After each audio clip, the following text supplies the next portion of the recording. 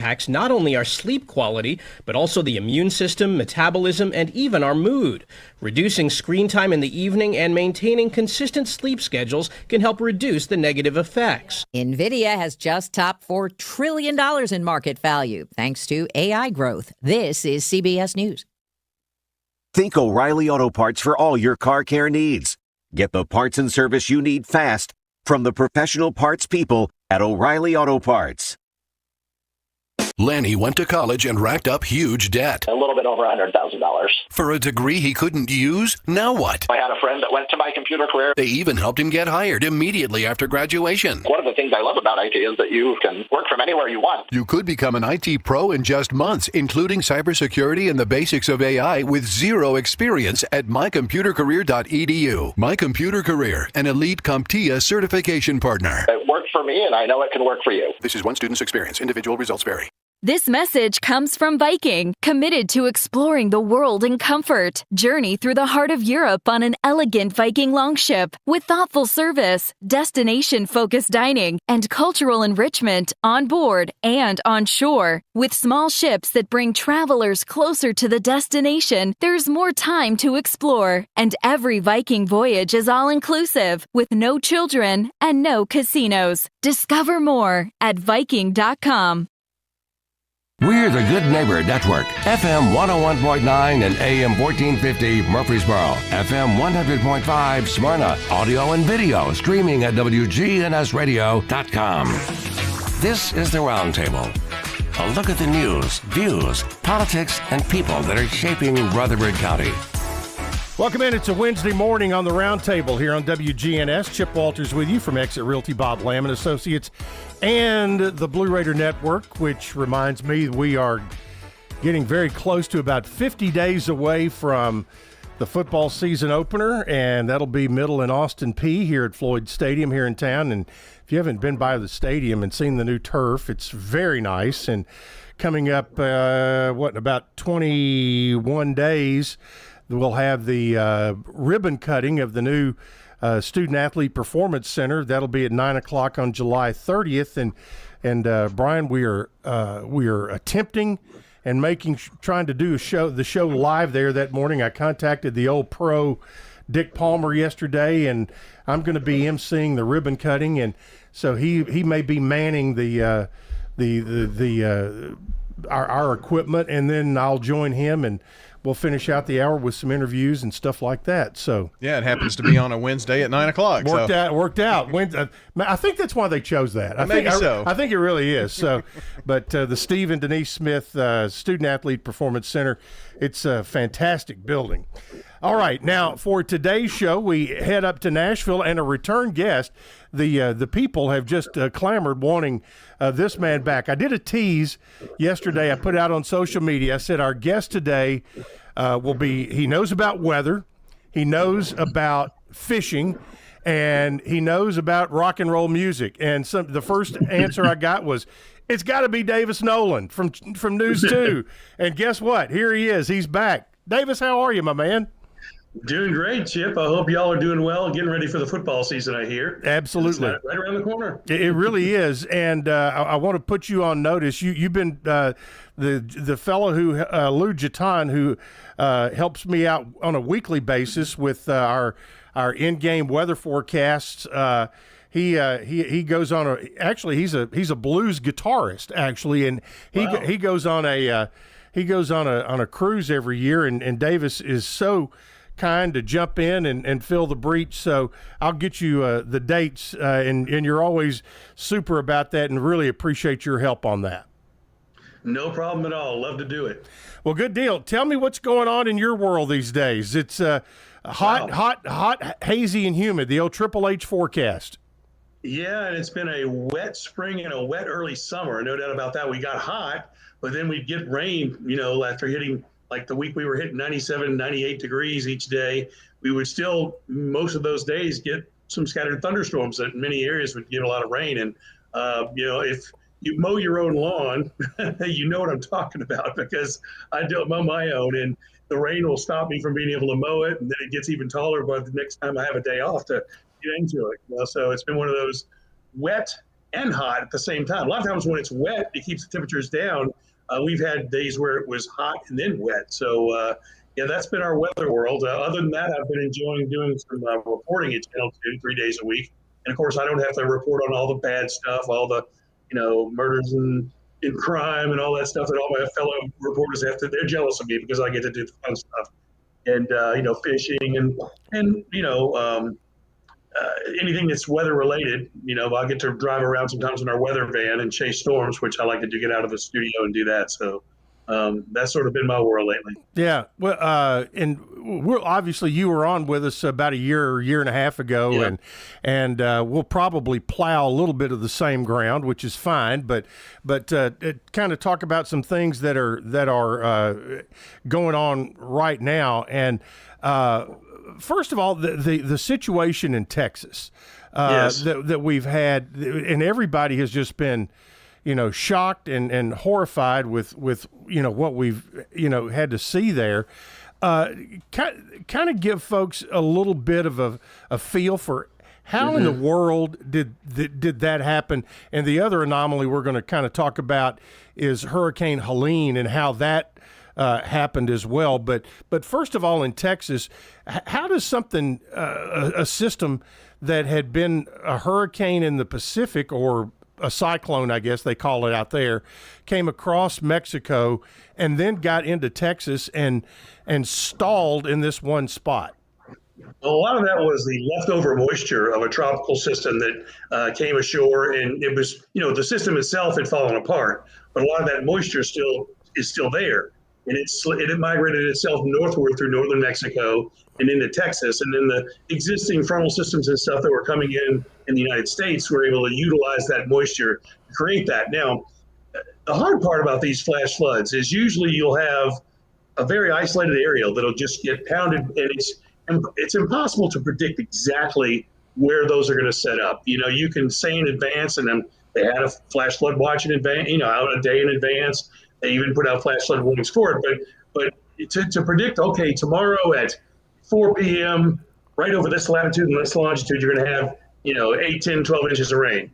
Nobody, that's not within the technology. Now, what is within the technology is the new Doppler radar, is right on top of things, measuring rainfall rates and things like that.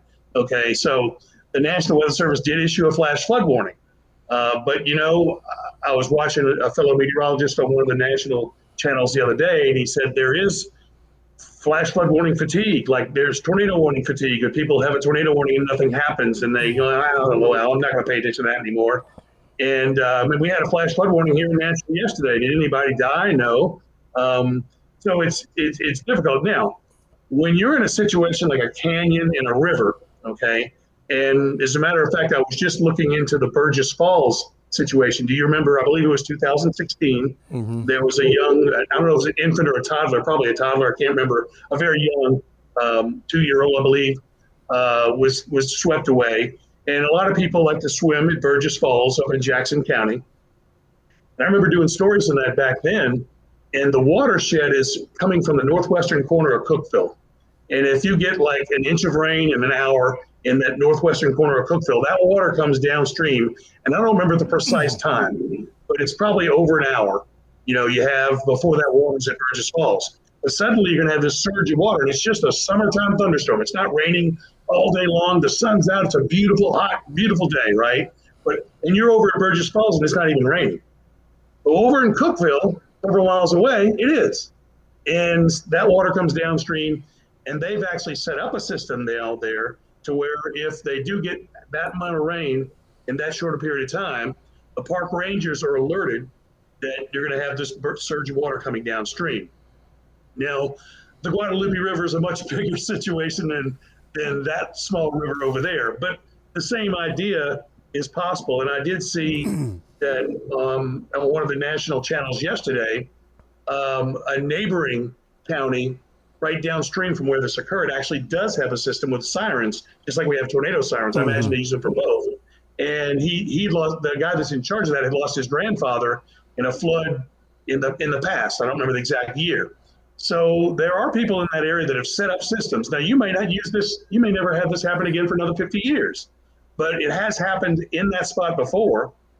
And I spoke with a lady from San Antonio the other day. I was at an appointment for something unrelated, and she was from San Antonio. And remember, I believe she said in the 1980s they had a huge flood in the same place.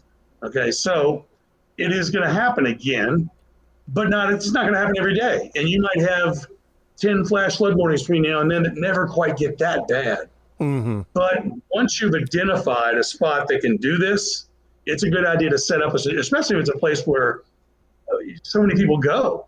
And I had no idea they called that Flash Flood Alley, that people actually call it that. So, Burgess Falls has done that. I wish that I'm not a politician, but I wish that, for example, after the 2010 flood, when I saw the water come up over I-24 at Bell Road and all those, we had all the cars bobbing in the water, and then that building floated down I-24 from the school.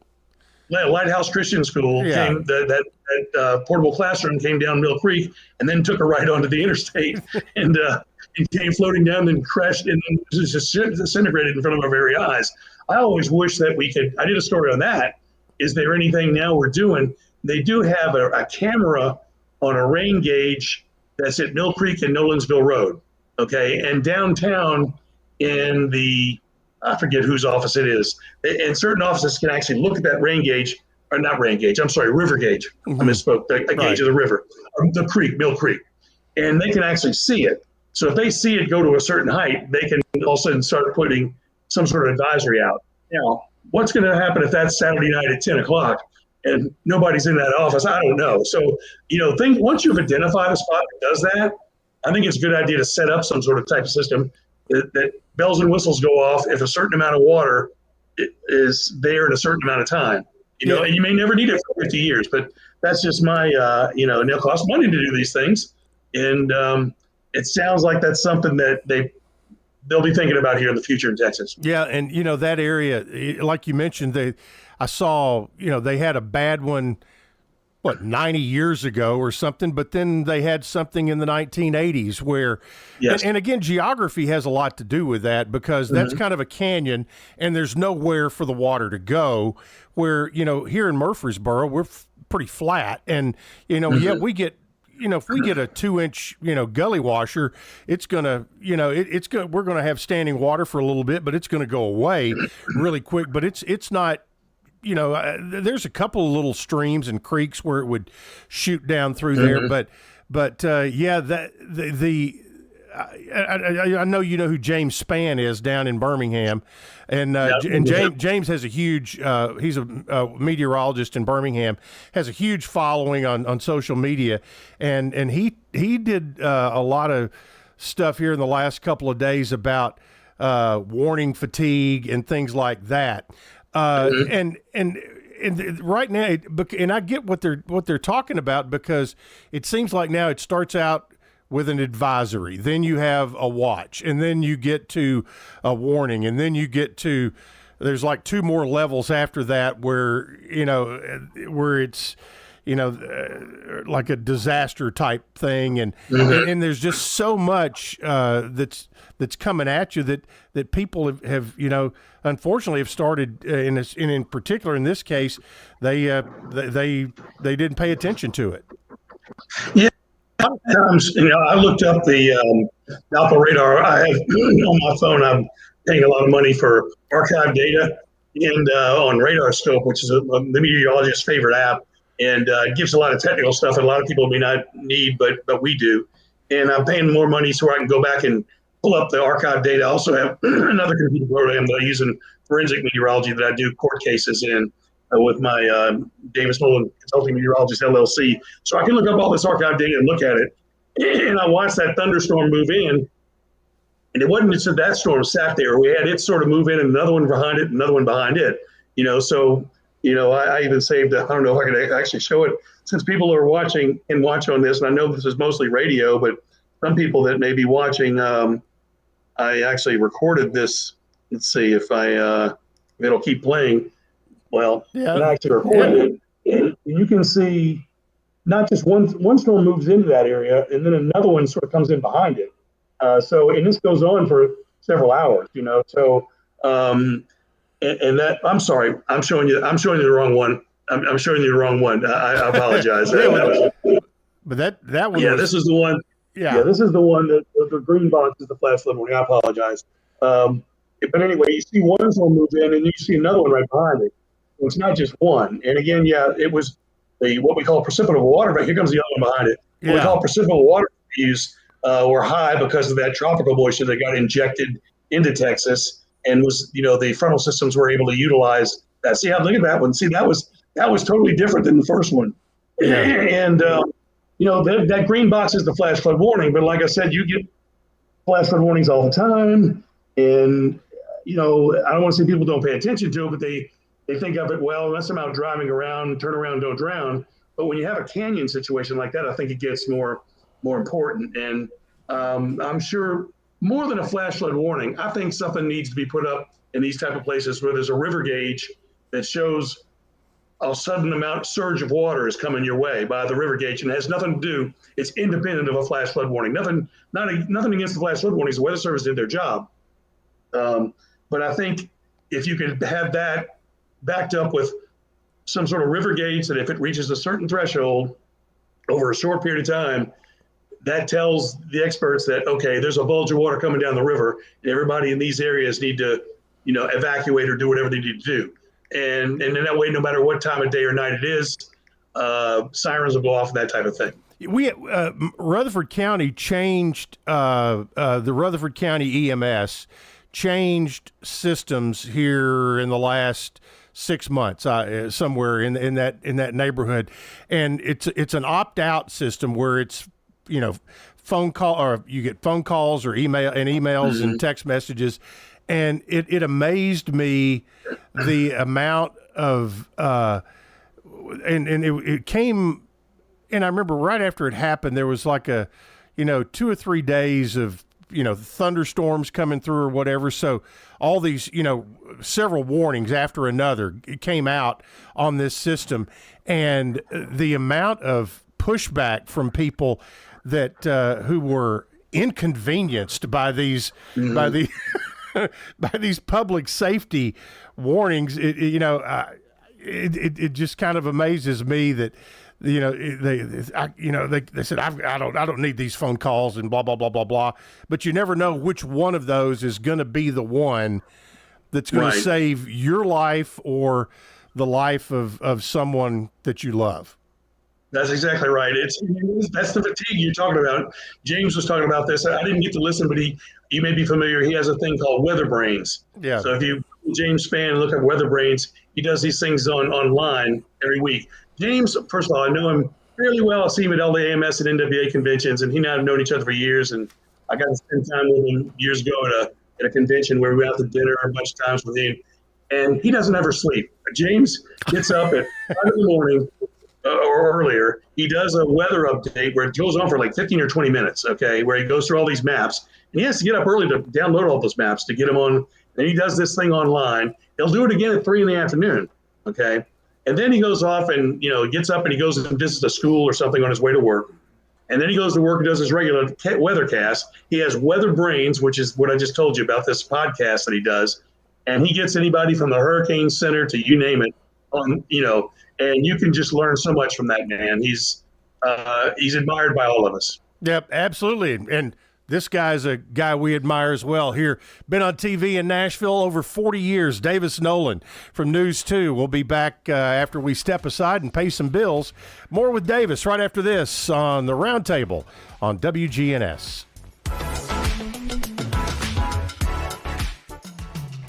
Turn to Turner Security. Hey, it's Brian, and we've relied on Turner Security for systems here at WGNS and Big G TV for many years. Their advanced security solutions with real-time monitoring and automation keep us safe. Plus, their expert IT service ensures our tech runs smoothly, from networks, computers to troubleshooting. Their team tailors solutions to our needs, and I highly recommend them for home or business solutions for you. Turn to Turner Security. We're visiting with Jennifer Sanchez, manager of Steered Straight 2 Furniture and Thrift at 1007 Dr. Martin Luther King Jr. Boulevard. You're not just walking into just a big warehouse. You're walking into rooms. We've got a media room. We've got a boutique room. We've got a vintage room, a furniture area, kitchen, all that. Steered Straight 2 Furniture and Thrift. Every day you go in there, I promise you it's changing. Steered Straight 2 Furniture and Thrift, 1007 Dr. Martin Luther King Jr. Boulevard. Online at steeredstraightthriftstore.org. Next up to the plate is 20 grand. 75 grand is on deck. And 200 grand is waiting in the hole.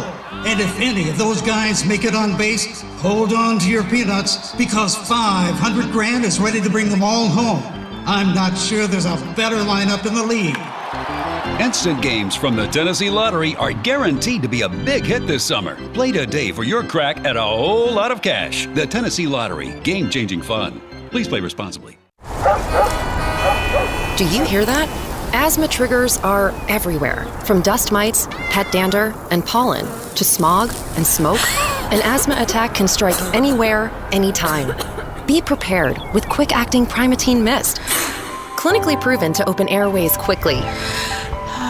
It's the #1 FDA-approved asthma inhaler available over the counter. Primatene Mist. Breathe easy again. Use as directed. Sponsored by Armstrong Pharmaceuticals. We're at Adams Place talking with John Hood. John, what do you like most about Adams Place? Well, Bart, I guess what I like most is the personal attention that you get, the comfort and security, and knowing that you're in a very outstanding place. What made you choose Adams Place? Well, frankly, I only looked at Adams Place. I'm Terry Deal. Call me for more information about Adams Place, located at 1927 Memorial Boulevard, across from Walmart. Good Neighbor Events is brought to you by the law offices of John Day, AmeriCare Pest Control, and Old National Bank. Get old. Old National Bank, that is.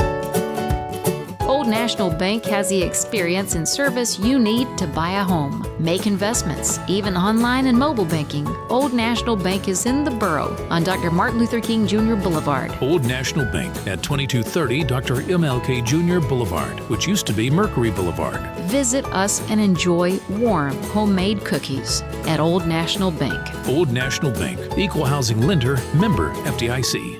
For over 78 years, you've depended on WGNS for your local news and sports. You still do, and we thank you. A grief support group can help you with the loss of a loved one. And there's a free grief support group meeting every Wednesday morning at 10 at the St. Clair Senior Center. That's Wednesday mornings at 10. This is the 50th anniversary year for the Rutherford County Farmers Market. It's a farmers-only market, and it's every Tuesday and Friday mornings from 7 until 1 in the afternoon. It's over at the Lane Agri-Park in the Farmers Market Pavilion. The 50th anniversary of our Farmers Market. That's on Tuesday and Friday mornings. Are you new to the area and wanting to learn more about the history of this community? Well, head over to the one-room Ransom Schoolhouse this Saturday morning from 9 until noon. Members of the Rutherford County Historical Society will be there answering your questions about local history. That's this Saturday. Ransom Schoolhouse is at 717 North Academy Street in the historic Murfreesboro District. Those are WGNS Good Neighbor events. Rutherford weather. We'll see a few scattered showers and thunderstorms here for this afternoon. Partial sunshine develops a high around 90. Tonight, slight chance for storms and a low near 70. I'm meteorologist Jennifer Wojcicki on News Radio WGNS. Currently, it's 73. Broadcasting from the Middle Tennessee Electric Studios. Take control of your account management and energy consumption with the MyMTE app. Download from the App Store and manage your account, improve your energy habits, and more. MTE, serving to make life better since 1936. This is the Roundtable from News Radio WGNS on FM 101.9 and AM 1450 Murfreesboro, FM 100.5 Smyrna. Listen and watch at wgnsradio.com. Welcome back in. News 2's Davis Nolan joins us today, and really interesting stuff that he brought out about the situation down in Texas that they still have about 160 people missing down there. But one of the little nuggets you threw out there, Davis, was forensic meteorology. Let's go down that rabbit hole just a second. Tell me what that is and how you're involved in that. Well, basically, this started years ago. I would occasionally get these phone calls from attorneys, and they would be usually it's a building damage. A building's been damaged by a storm. Sometimes it's personal injury, but usually it's building damage. And they want to know, what the weather was, what the winds were, that type of thing. Was it a tornado? Was it straight line winds? And I usually sometimes I don't know all their details of what they're arguing about, but usually if it's a building damage, it comes down to if the winds were a certain threshold, one insurance company pays, and if the winds were above that threshold, a different insurance company pays. And they just want to know what it was, And occasionally it's personal injury where somebody either died from a storm or was injured by a storm, that type of thing. And basically, excuse me, I sort of got thrown into this, and I don't really advertise it. But what happened was, I'd get these calls from these attorneys. So I say, okay, I'll try to help out, and I look up with all this radar data and all the weather data that I can, look up and try to present them a certain presentation, write them a paper, or really what they call what do they call it? A deposition. Yeah, we'll end up possibly doing a deposition, yes. And 90% of the time it gets settled out of court. I've only been in court maybe twice in the whole time I've ever done this, had to do this. And I'm not really, obviously I'm not doing it for a living. I just sort of feel like I want to help anytime anybody calls. So ultimately, I have a friend of mine in the National Weather Service. He said, Davis, you're doing this stuff. You ought to go ahead. You already have the American Meteorological Society's certified broadcast meteorology seal. They also have a certified consulting meteorologist designation. And so basically, you don't have to have that, but it's just one more credential. And so basically, they have a board of certified consulting meteorologists, most of who are not TV people. Okay. So what you have to do is you have to write a paper about something interesting, and then they have to accept that paper. And then after that, you have to do this test. And it's like an open book test that you have like a month to do, but they ask you some very, very complicated questions that only, I literally had to go look up equations that I took in school back in 1979, to answer. And then after that, you have to go meet in front of their board, which I was terrified because they're going to be like, guy's a TV guy. Yeah. Oh God. They're a bunch of, they work in private industry, but I passed. They were, they drilled me, but I passed and did fine. And so everything worked out well there. And I got the certified consulting meteorologist designation, which like I said, you don't have to have, but now they put me on a website, and now most of the calls I get, people, they're looking for a certified consulting meteorologist, and they say that I sort of let them know that I like to do this area in the Mid-South. So it's a part-time thing that I do, and it's not, related to Channel 2 whatsoever. And, but I enjoy looking at all that radar stuff and figuring out what happened, and then trying to help out with, the different, whatever it is that they're wanting to know. Well, the thing is, you have access. You're dealing in facts. It's not necessarily, opinions a lot of time. You just, because of what you do, you have access to weather facts and historical weather facts that the regular layman either doesn't have access to or doesn't know how to get to it. Right. Yeah, and the other thing, you can go to the National Center for Environmental Information and download all the radar data, and I have special programs to look at that data in, and they have a program of their own, and I have that one and a different one. And then the other thing is the reason I'm sort of I try to do only cases. I've done cases outside of Tennessee, but I sort of emphasize Tennessee and the South, okay? Because I'm born and raised in New Orleans. All my family and all my friends have boats on the Gulf Coast. I'm pretty much, I don't want to say a hurricane expert, but I know more about hurricanes than the average meteorologist that spent most of his career inland. And so I feel pretty knowledgeable about hurricanes. But most of the cases that I've had to take, literally I remember the storm. Okay. It was, and I mean, I remember that one. And, there was one case, they mentioned the building, and I said, well, yeah, you go down I-65, you see that building right off to the right, right near Cool Springs exit. And so, yeah, that's the one, the red brick building, And so it's sort of, if I'm taking a case, which I could in Seattle, Washington, I wouldn't even know the county. You know what I mean? Now it'll say tornado warning for XYZ county. I'd have to be looking on a map to find out where that county, I just feel so much more comfortable doing a case in an area that I know. And I feel like, I can do a more efficient job at that. And that's just me personally. I have taken a few cases. One was in Mississippi, two of them were in Mississippi. One of them was in Memphis. That was in Tennessee, and I was familiar with that one. And another one in East Tennessee, and I was familiar with that one too. So yeah, that's a side thing that I do. I only maybe do 2 cases, maybe 3 cases a year at the most. But I do know some people that do this for a living. You really have to be a businessman that goes out and hustles the business. And there are these expert witnesses websites, which I have not joined one yet. They call me like every year and ask me, do you want to join because it'll put me on this list where these lawyers, when they need somebody in the Nashville area, they'll see my name and I'll probably get more business that way. But I'm busy enough at Channel 2, so yeah, I really don't need the business, shall we say. Speaking of recent history, why, from in a meteorological explanation, why did we have such a wet spring this year? Well, that's a good question. I don't have a good answer for it. Okay, and I need to go back and look at the El Nino versus La Nina business. Okay. And to answer the question, I'm not going to have I'm not going to have a good answer to the question. But one of the things that I've learned when all the climate people try to explain, like, what's the winter going to be like? What's the summer going to be like? Is it going to be this, going to be that?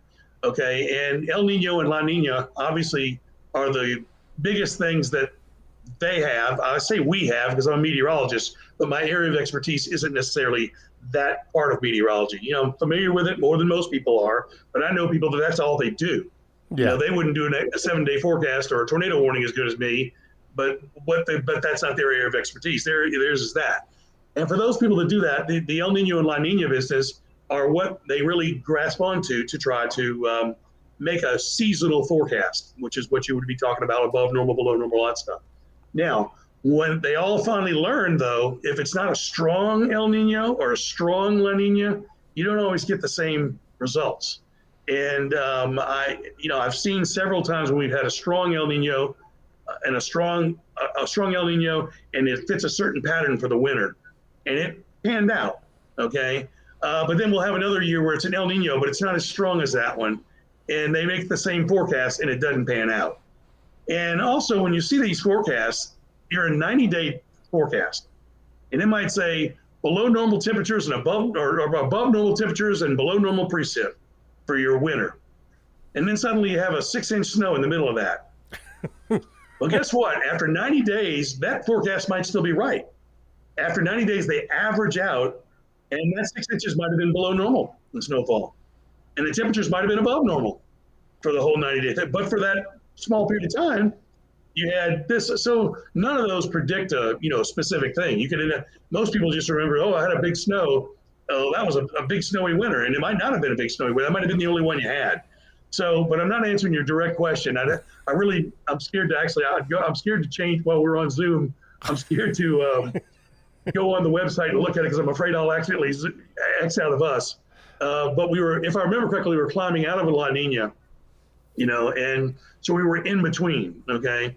The one thing I can say is that when it's just a strong El Nino year, we have lower hurricanes, less number of hurricanes than we do. It doesn't mean you don't have any. So when you hear people predict, it's going to be an active hurricane season or less than active, or that's what they're kind of basing that on. Most of the time, yeah. They may be looking at sea surface temperatures and things like that. But a lot of not that sea surface temperatures are important; those are very important. When you have above normal sea surface temperatures widespread, it helps feed storms quicker. But the upper level currents, wind currents, and everything like El Nino tends to create stronger upper level wind currents down near the 10, 20 degree latitudes where these things mostly form. Then they move up to our latitude, but they form down 10, 20, 30 degrees at the highest most of the time. And when it's an El Nino year, you tend to get stronger upper air currents in that way coming in from the west. And those are bad for hurricanes. Odd thing is for tornadoes, strong upper level winds help form tornadoes. But for hurricanes, they help keep tornadoes using there. But, I wish I could answer your specific question about this. I'd have to go back to that website and see if their forecasts, because I'd like to pull it up. You can pull it up a lot of times and it ends up being wrong. Yeah. So you really need to take all these forecasts with a big grain of salt. So. Yeah. Well, hey, from a guy who does it for a living there. And that we're talking about those long range. Now, and this is something that, because like I mentioned earlier, we're about 50 days away from football season.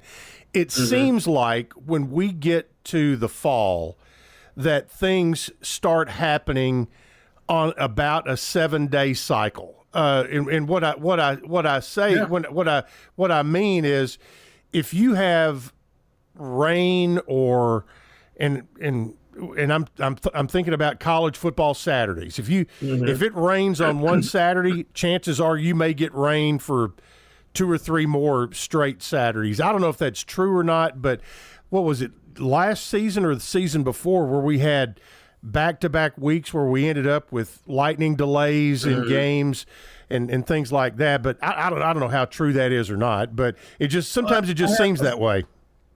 No, I think it is true. I have noticed, it's not always this way, but I've noticed that, frontal systems in general, once we get active again, because in the summertime we're not active anymore with frontal systems, right? Things are different. But once you get the upper level, once we start to get the upper level jet stream coming back down south that starts bringing fronts our way, there's a good 7-day pattern that you'll see very often, not always, but very often you'll see about a 7-day pattern, at least to the major frontal systems. And so you are right that oftentimes once you get something at a certain day of the week or day or two of the week, may not be the exact day, but you'll often see that repeat itself. Maybe not the same extreme, but at least the timing of that. So that is true. Yeah. Well, so we'll, what you hope for is you hope on that opening weekend, you have kind of Chamber of Commerce weather and a lot of times that if it's going to rain, hey, rain on Wednesday or Thursday. And then let's get to the weekend. Now, speaking of long range forecasts and you have all the scientific data at your, and you see these people who do the 90-day forecast, the seasonal forecast, whatever it's going to be. But then you also have the Old Farmer's Almanac, and you have people that talk about woolly worms and tree bark and all this kind of stuff. When you see the old wives' tales and the old country, stories about, okay, this is a signal we're going to have a certain kind of winter or whatever. How much stock do you put in those kind of things?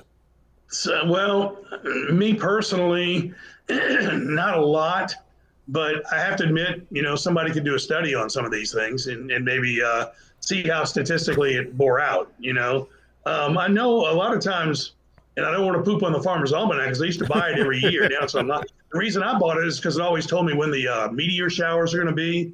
And it's always told me when the full moon was. Those I didn't look at it for the weather forecast. I looked at it for the moons, constellations, had all the astronomical, stuff in it. That I love to. When's the full moon? There it is. Of course, now online you can find that anywhere. But before we had online, I used to buy it every year at the grocery store, just so I could get that. But I never did look at the weather forecast. Now, how true this is? Well, it should be true. I hope my memory serves me well. And to go on a broadcast, in news, we want to make sure we have everything, all the I's dotted, the T's crossed, and that there's no way that you're putting out unfactual information. But years ago, and she lives here in Middle Tennessee, so she may, and I almost wouldn't want to put her on the spot. I could have sworn she told me Mitzi Oxford did weekend weather with us back in the 80s, maybe early 90s. And she told me when she worked, I believe in Albany, Georgia, boy, I hope I got my facts straight, that she actually interviewed a son or grandson of the person who put out the Farmer's Almanac. And the first year they published it, and I hope I'm not putting out incorrect information, but I could have sworn that she said that he told her the very first year they published it, they had everything 1 month off. The publisher accidentally had everything 1 month off. Oh. Like January was February, February was March, March was it, and everyone was amazed at how good the weather forecast was. Wow. And it was published 1 month off by accident. That's what I was told. Now, my memory may not serve me well. I'm sure whatever Mitzi told me was true, but that's my memory of what she told me 30, 40 years ago. Anyway, she was fairly knowledgeable about that. All right. Yeah, take all this with a grain of salt. All right. Well, we need to take a break, and one thing you can start to look for as far as old wives' tales. Want to know how many times it's going to snow? Count the number of fogs in August. How many fogs you have in August is going to tell you how many times it's going to snow over the winter. More with Davis Nolan right after this on WGNS.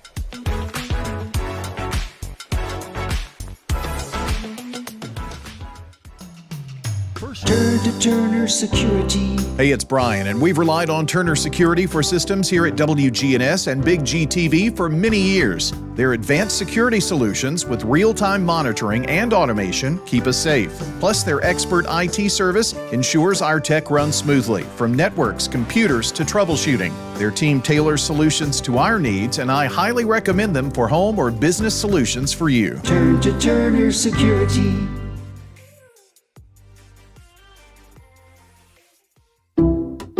Some people just know they could save hundreds on car insurance by checking Allstate first. Like you know to check the GPS directions first, before driving to the mall. Turn right at the light. In 1,000 miles, you will reach Montreal. Not Montreal, the mall. Recalculating. 6,000 miles to Nepal. No, the mall. Checking first is smart. Recalculating. So check Allstate first for a quote that could save you hundreds. You're in good hands with Allstate. Savings vary, subject to terms, conditions, and availability. Allstate Fire and Casualty Insurance Company and Affiliates, Northbrook, Illinois. When you bundle renters and auto with Progressive, you can save while protecting your most valuable possessions, like your priceless vinyl collection. Sure, you sleep on a futon because the money most people would have spent on a bed you spent on more records. But forget the fact that you can stream just about any song ever created for a few dollars a month. No, you need to listen to music in the most difficult way possible. So go ahead and get Progressive, so you can save while protecting the things that matter to you. Progressive Casualty Insurance Company and Affiliates and other insurers. Not available in all states or situations. This is Chip Walters, and I'm honored to be your 2024 MTAR Realtor of the Year. I'm with Exit Realty Bob Lamb & Associates, and like many of you, I've seen the real estate market shift and change. People often ask, Chip, what's really going on? Well, that's a great question, and I believe in answering with solid factual data. So let's cut through some of the noise. I invite you to reach out. Let's have a conversation about your real estate goals and the current market trends in your neighborhood. You can find all my contact information at choosechip.net. This is the Roundtable from News Radio WGNS on FM 101.9 and AM 1450 Murfreesboro, FM 100.5 Smyrna. Listen and watch at wgnsradio.com. Everybody talks about the weather, but nobody can do anything about it. The guy who tells you about it on News 2 is Davis Nolan, and a return guest here on the Roundtable. Always brings great stuff. And Brian Barrett and I were just talking during the break, and Brian does a great job with rutherfordweather.com, which is the website he has here, and really just hyper focused on hyper local stuff, and we're seeing more of that, on and on. But Davis, we were just talking about that, everybody, rips on you guys that do weather on television. Oh, they never get it right, and blah blah blah blah blah. It's amazing to me how often you guys do hit it right on the head.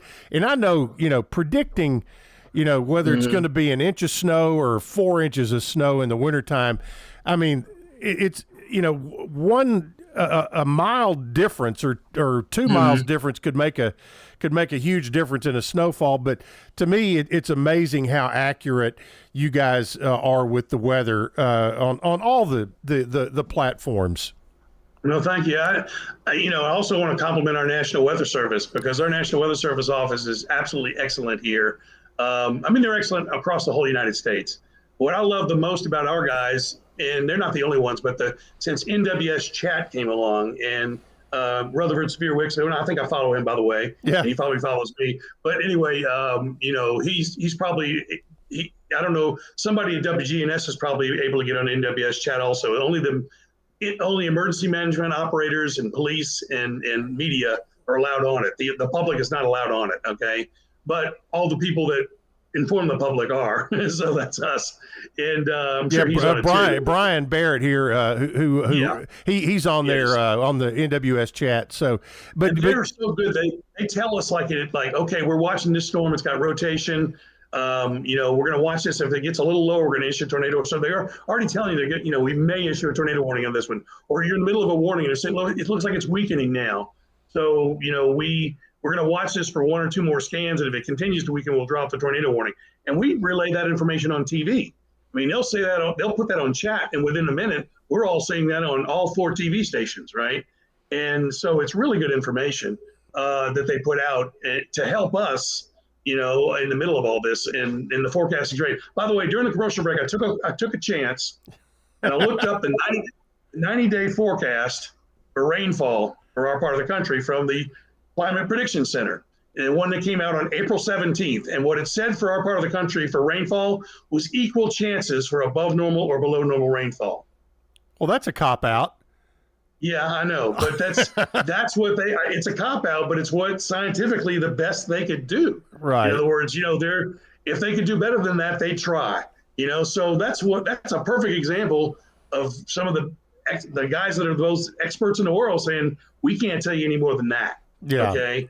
And here we are. We all agree now that it's, said and done. We've had a wet, May, June, and July. All 3 months have been wetter than normal.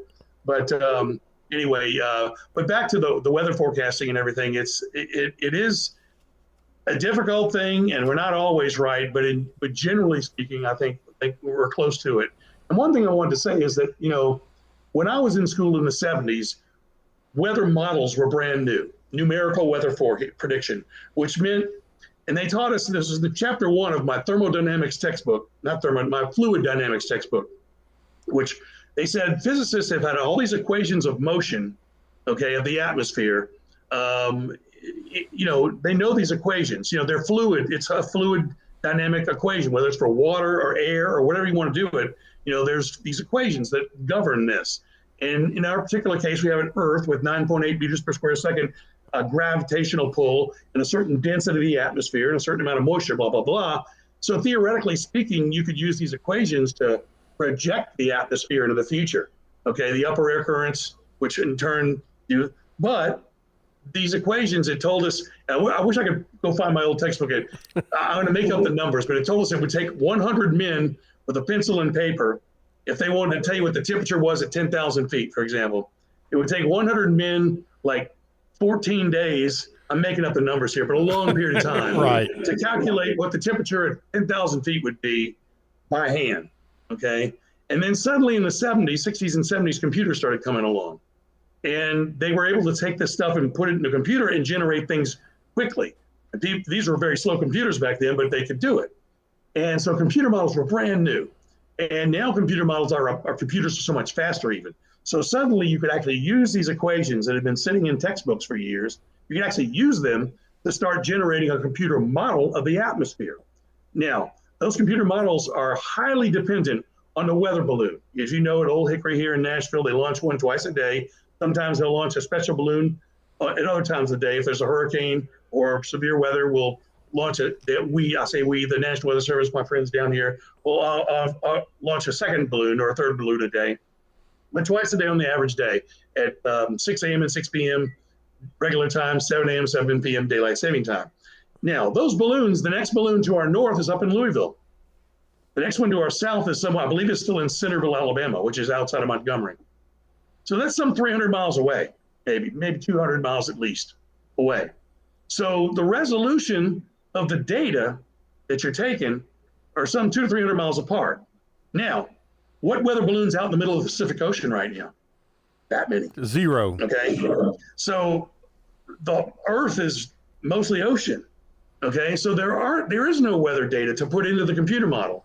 Okay. So number one, the models don't even get data. Number two, then you get to the regular part of the Earth where people live, and the United States is good, Canada is good, Mexico's sometimes good. You get over, you got enemy countries, the Soviet Union, they're not going to, China, I mean, they're our enemies. They're not going to work, and then you've got Britain and Spain, and their data is good. Japan, their data is good, but so you only get a certain amount of data to put into these models. And what I always said, people say, well, meteorology is not a perfect science. Well, math is a perfect science.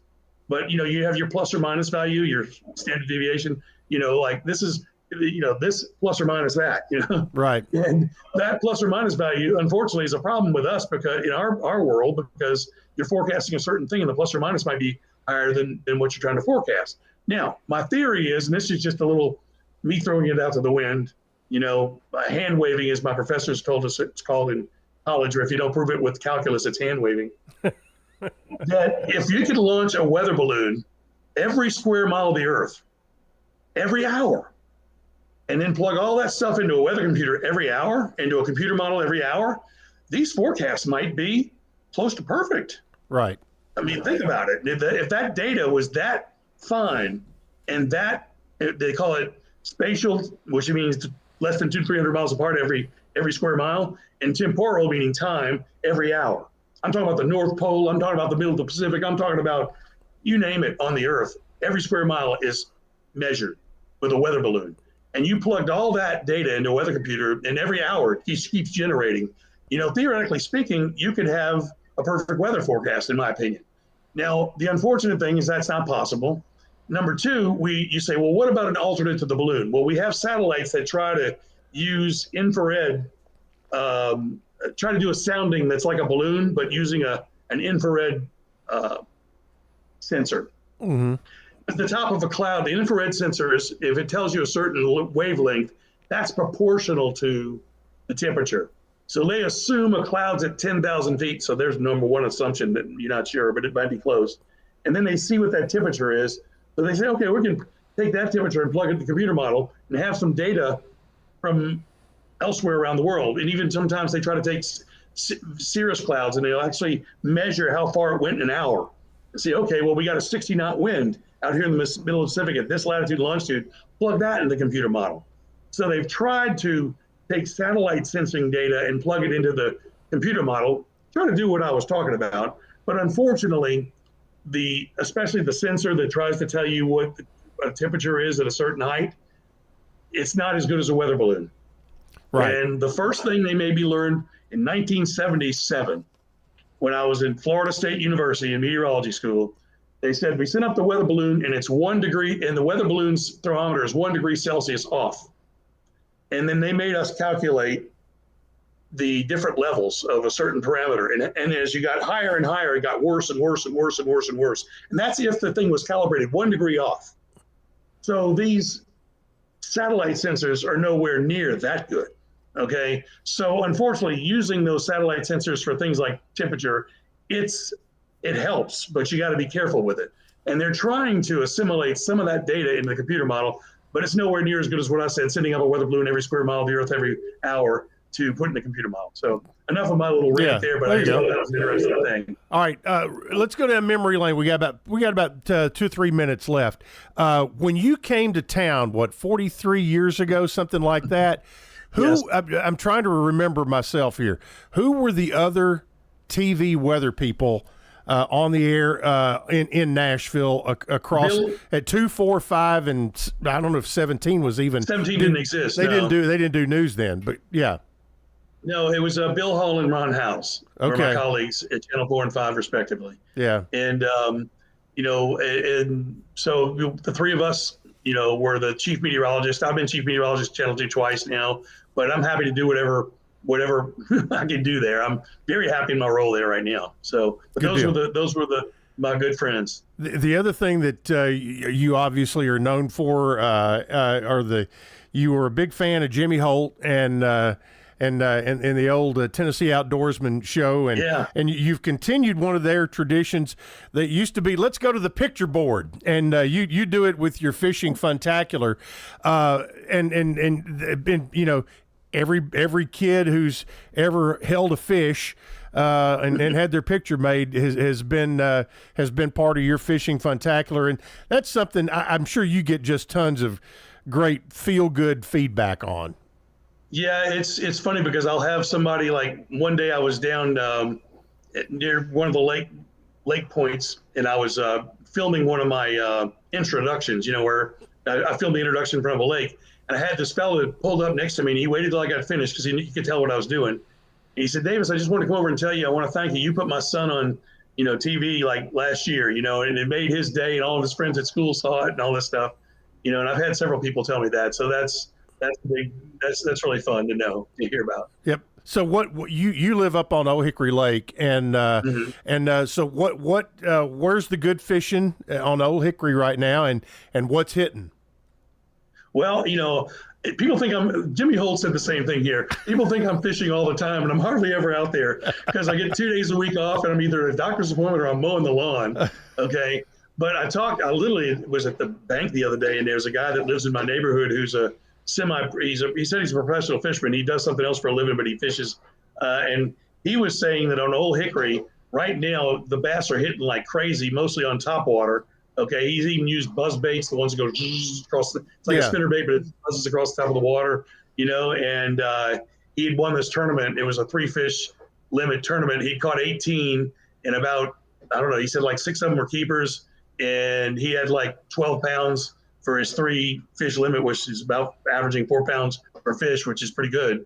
And he was saying that they were hitting like crazy. Now, from my experience, once it gets hot like this, they really do like to be in the cover. You know, you really want to try to be around the cover. Now, if you're using a buzz bait, you may not be in the cover. So if you're out there early in the morning and you're using one of those top waters, you don't necessarily have to be by a log or a tree that's down, you know. Do they also go deeper this time of summer? They do go deeper, but at the same time, you'll still find them near cover in shallower water also. You know, like you'll see a big tree that's laid down, and if you can toss one of these jigs up in there, it's so hard to do without getting tangled in it and hung up and breaking your line off, but you gently pull it over the limbs and let it fall, gently pull it over the limbs, let it fall. And a lot of bass like to hang in those type of things because they ambush the minnows when, you know, the bait fish, when they swim by, they're hiding in the shadows, you know. A lot of these docks and stuff, people will flip up under the docks because the bass like to hide in there. So yeah, you will find them deep, but you'll still find them in shallower water, but mostly in the cover situation. But in early in the morning, you know, you can, you know, where the sun's not up really bright, you can still find them out roaming around. That's when you'd be using that topwater buzzbait type thing. Yep. You know, you gave a shout out to the National Weather Service folks in Nashville, and I want to give you the opportunity to talk about another great state agency that does in this area of things. But the TWRA, they do an incredible job of managing the wildlife resources across our state, whether it's on the ground, in the air, or in the water, whatever the wildlife might be. They do a great job with that. They really do. I do outdoor stories for Channel 2 all the time, and oftentimes I'm doing something about wildlife, not just fish. Like, you know, when we had the bear running through Nashville last year, my boss would want me to, hey, Davis, do a story on the bear, and I'd be going through a harding place and talking to people that had the bear come through the neighborhood, they saw him and stuff like that. I go out to TWRA and I'll interview somebody who's the bear expert, you know, and they know all about this stuff, you know. And the same thing goes for I've done bobcats, you know, and they've got somebody over there that knows something about everything, you know. And then fishing, I've done invasive carp quite a bit, and there's some experts over there that are just really incredible, and the amount of knowledge that they have and how much they sample our lakes and you know, try to manage things well. You know, when you buy your fishing license, that's what that money's paying for. Yep. And I'm happy to see, this is just me, they were going to increase the price of the fishing license, but I heard the other day they're not going to do it. So I was glad to hear that. Davis, it's always fun. We'll do it again. And you know, you and I could sit here and just talk for hours about this kind of stuff, but enjoyed so much and you know, love seeing you keep going strong and doing what you do. Thank you so much, Chip. Thanks for having me on. I loved it. Appreciate it. Davis Nolan from News 2 has been our guest. If you missed any of this, you can always find it on the podcast section of wgnsradio.com. Back with another episode next week right here on the Big G, WGNS. Have a good day, everybody.